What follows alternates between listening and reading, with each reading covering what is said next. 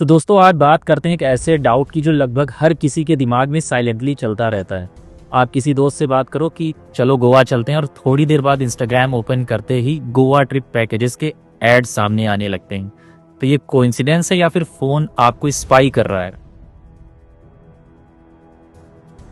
आइए इसके पीछे का सच समझते हैं। आपने हर किसी के मुंह से सुना होगा कि फोन हमारी बातें सुन रहा है और ऑनेस्टली ऐसा लगता भी है, बट रियलिटी क्या है कि एप्स डायरेक्टली माइक ऑन करके सुन नहीं रही होती हैं और ना ही वो ऐसा कर सकती हैं, क्योंकि ऐसा करते हुए अगर वो पकड़ी गई तो उन पर बिलियन डॉलर्स का फाइन लगेगा। तो फोन को लिसनिंग की जरूरत नहीं होती। आपकी search history, location, friends, likes, कितनी देर आप स्क्रॉल कर रहे हो, किस जगह पे रुके हुए हो, एप्स, शॉपिंग पैटर्न्स सब मिलकर एक बबल बनाते हैं।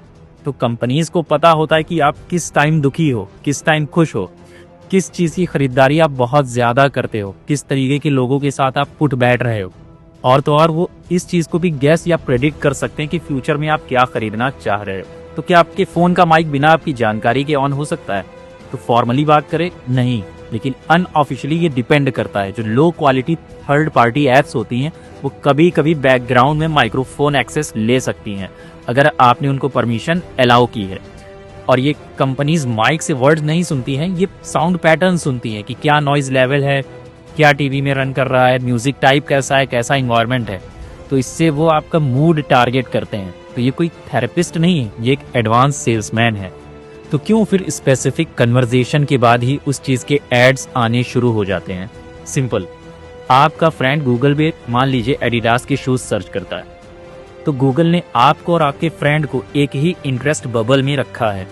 अब आप एक रूम में स्नीकर्स डिस्कस करते हैं तो एल्गोरिथम को ऐसा लगता है कि अब आप भी इस चीज में इंटरेस्टेड होंगे, स्नीकर्स या शूज में इंटरेस्टेड होंगे, तो इसी वजह से वो ऐड आपके सामने भी आने लगता है।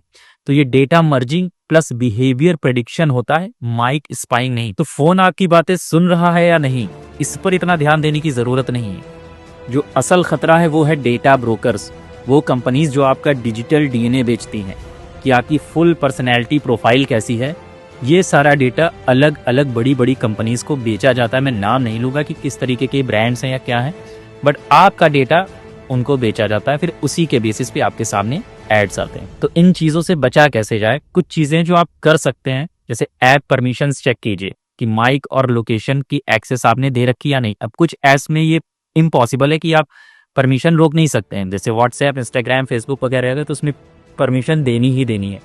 गूगल एड पर्सनलाइजेशन ऑफ रखिए, फेसबुक एक्टिविटी डिसेबल रखिए, वीपीएन यूज करिए। और ये जो रैंडम या थर्ड पार्टी एप्स हैं इनको माइक, कैमरा, स्टोरेज, इन सब की एक्सेस मत दीजिए और ज्यादा से ज्यादा कोशिश कीजिए कि थर्ड पार्टी एप्स डाउनलोड ही ना कीजिए। आपने लोगों को सुना होगा कि अरे मैं तो गाना सुनता हूँ या वीडियो देखता हूँ तो उस पर ऐड ही नहीं आता है, मैंने फला फला ऐप डाउनलोड कर रखी है।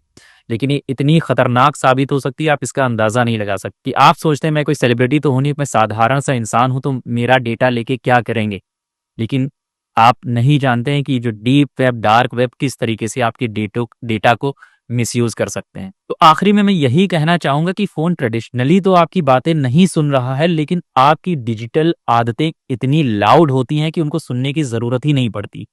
तो जब भी अगली बार आपके सामने कोई ऐड आए तो समझ जाइएगा कि कोई स्पाई नहीं है, ये प्रेडिक्शन है।